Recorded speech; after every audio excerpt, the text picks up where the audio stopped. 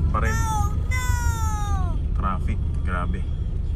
Sana hindi to hanggang San Fernando. So guys, good evening. Ito na yung magiging ultimate test natin dito sa ating Honda Civic na binuo. Tingnan natin kung aabot ako hanggang Bataan. Kompletuhin muna natin yung mga kailangan natin dalhin. Gulong, tools, jack, early warning device, tire inflator. Ang lahat ng tools ko na pwede ko ilalagay ko na. Tire fluid, tsaka coolant, tsaka extra na water. Tignan natin kung aabot ako. First time to since binuo ko tong Civic na to. Wow! Yan, from Laguna to Orani, Bataan. Check na rin natin yung mga basic na chine-check bago bumiyahe. Battery, bago naman battery niyan. Reserve.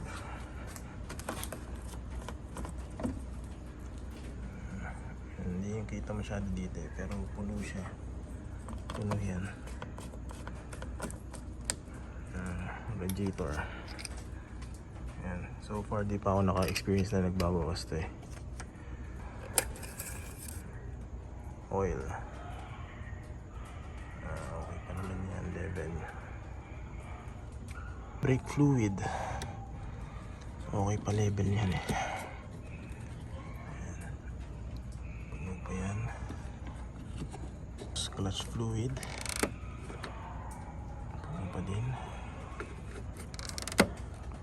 What else? Power steering fluid. Nasa maximum level naman to. Ayan. So yun, mga basic check lang. Tapos dadaan na lang ako sa gas station para magpahangin ng gulong. Okay, update na lang ulit. So guys, good morning. 5 AM and nire-ready na natin yung kotse para umalis. Galing tayo sa Laguna, sa bahay namin. Pagas tayo, then ito siset muna natin yung odometer sa 0.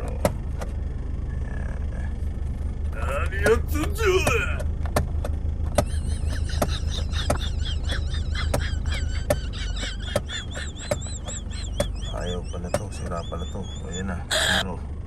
Ang dami namang pindot nun. Isang pindutan lang dapat yun. Ha-update na lang ako kung saan ako mapupunta. Sige. Cross your finger, makaabot ako sa Orani. So ayan guys, entering SLEX from Southwood City. Ayan, malamig.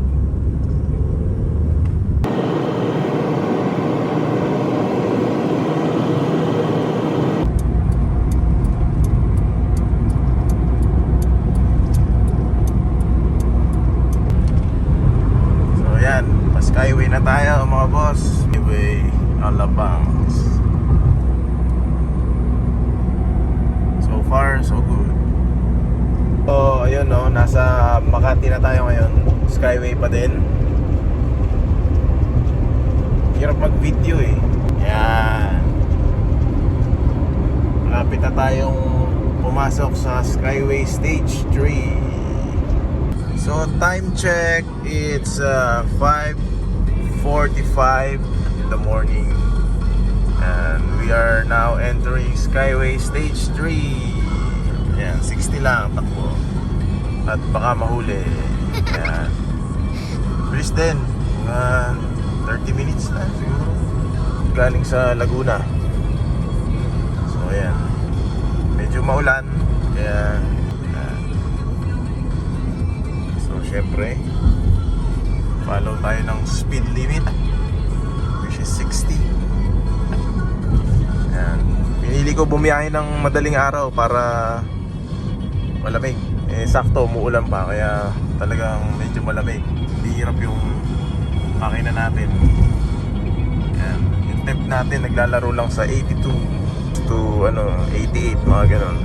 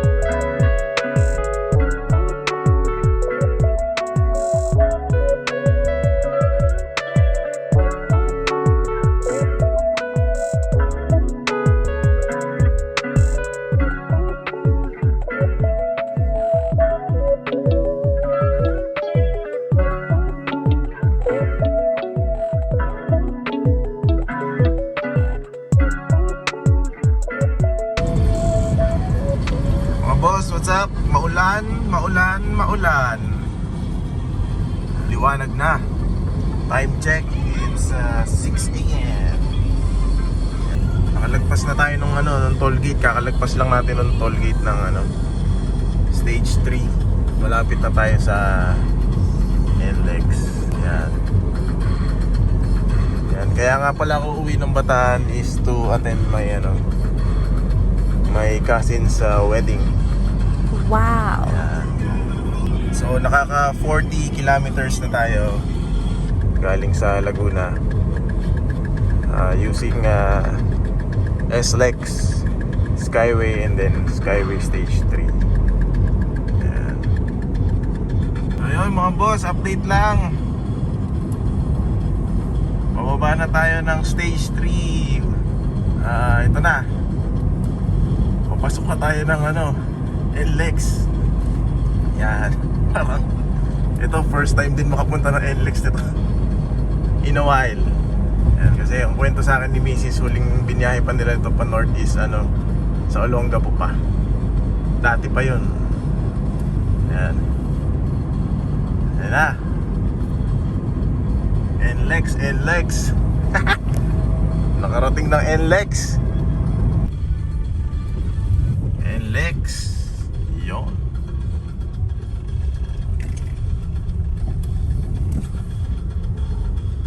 Tapos baka huminto tayo dyan bandang Bulacan. Almusal, bili tayo almusal. Yun may load. NLEX na! Hihi! Yan mga boss, time check. It's 6:12 in the morning. Yan. Medyo maliwanag na.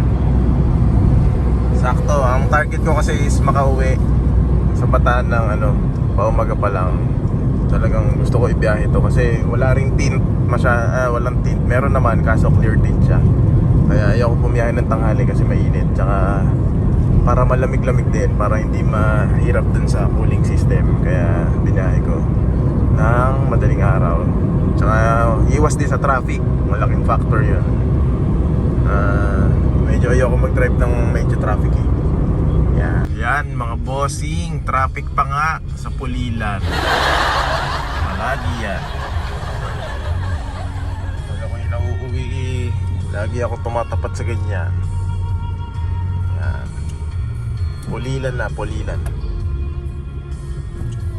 Ay, grabe, traffic pa rin guys. Diyos ko po. Ay, grabe guys, traffic pa rin. Mga ganito parang sinisilaban yung pit ko pag ganito.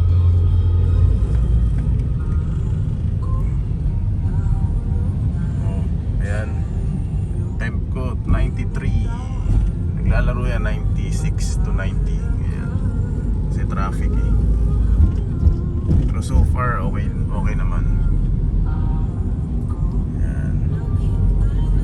Ayan, medyo umaandar na.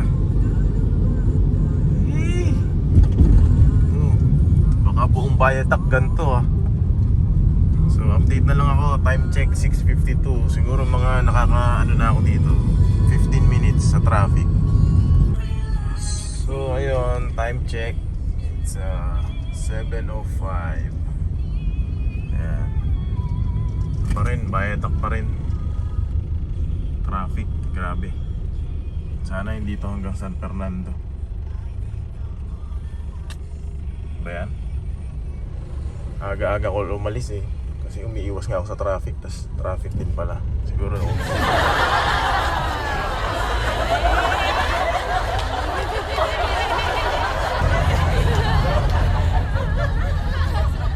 So yun mga boss, update lang. Traffic pa din.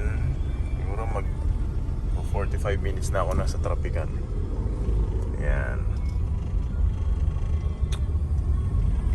Kakalagpas ko lang ng Bayadak. So ayan mga boss, update lang. Lang ng traffic, kakaluwag lang. 7:43. Yan, higit isang oras ako nasa traffic dahil may aksidente makalagpas nung San Simon. Ngayon, parang 6 kilometers na lang yata San Fernando na. Ay, nako. Doon naubos ang gasolina ko eh. Sa traffic. 1 oras mahigit. Ito talaga pag may mga aberya. Kaya always drive safe. Diba?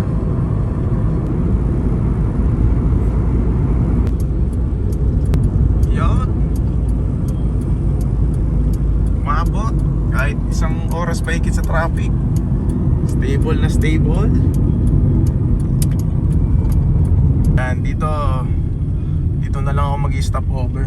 Hindi na ako nag-stop over dun sa sa NLEX kasi iniisip ko baka mas lumala traffic mas maipit ako. Dito na lang. Yan, hanap ako ng gas station dito tapos titigil ako. Ito, aksidente rin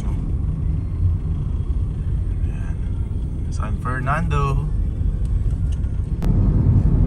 Ayan. Hanap tayong gas station. Pag almusal.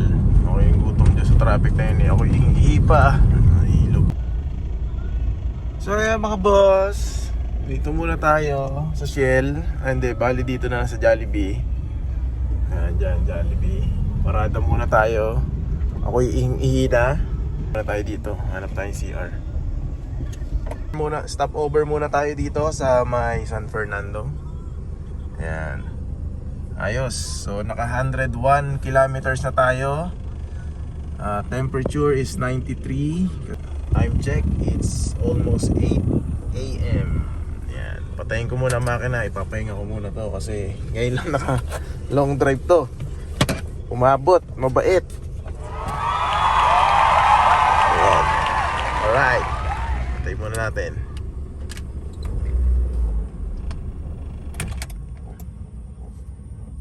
Ayan mga boss, nakakain na ako ng almusal. So continue na tayo. Siguro meron pa tayong mga 1 hour bago dumating ng Orani. Ayan, umabot naman. Sana mag-start. Ano? Diba? Ayos, nakakatuwa.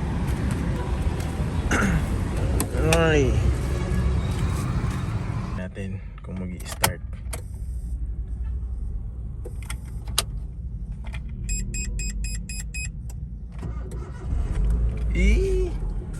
One click.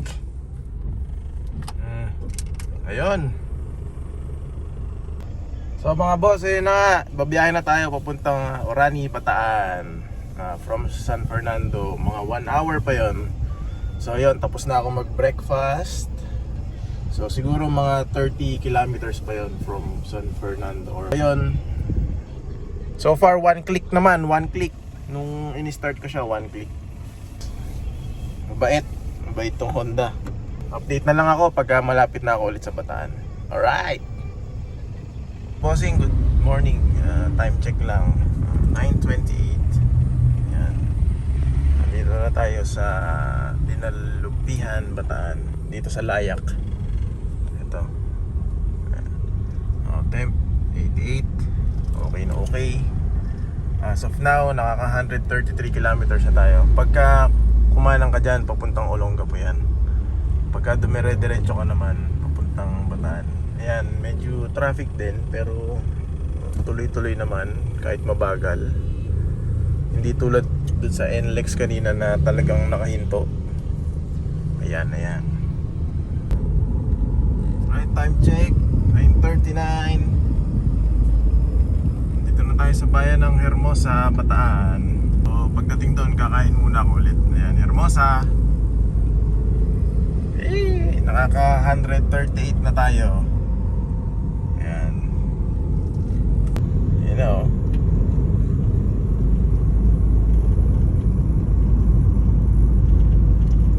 Orani.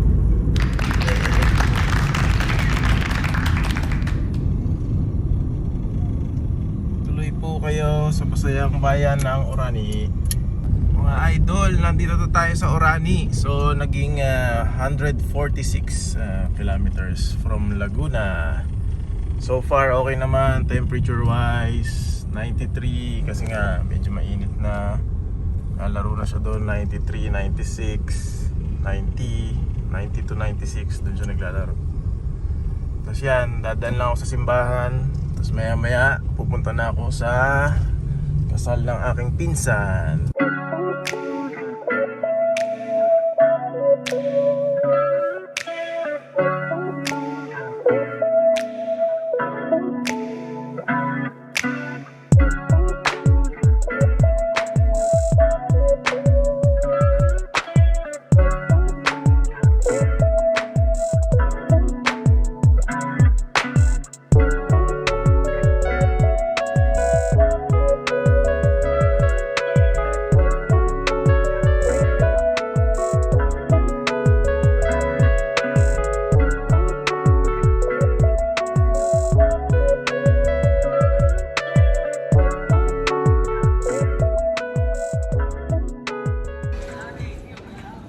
So yun mga boss, no, nakabalik na tayo sa bahay.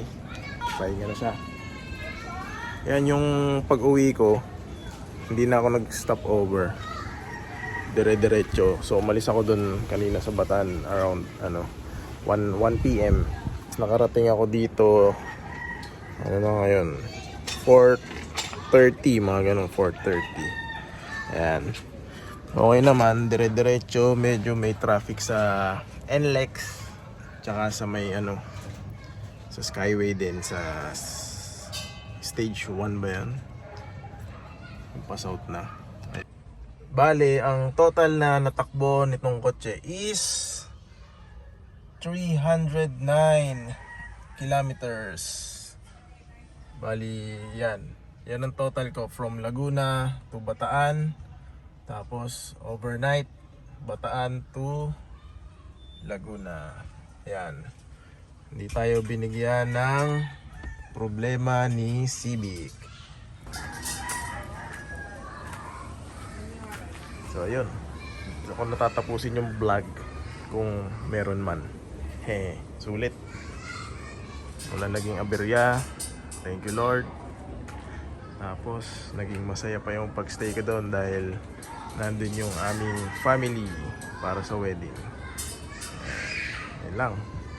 God bless sa ating lahat. Ingat kayo palagi. Bye.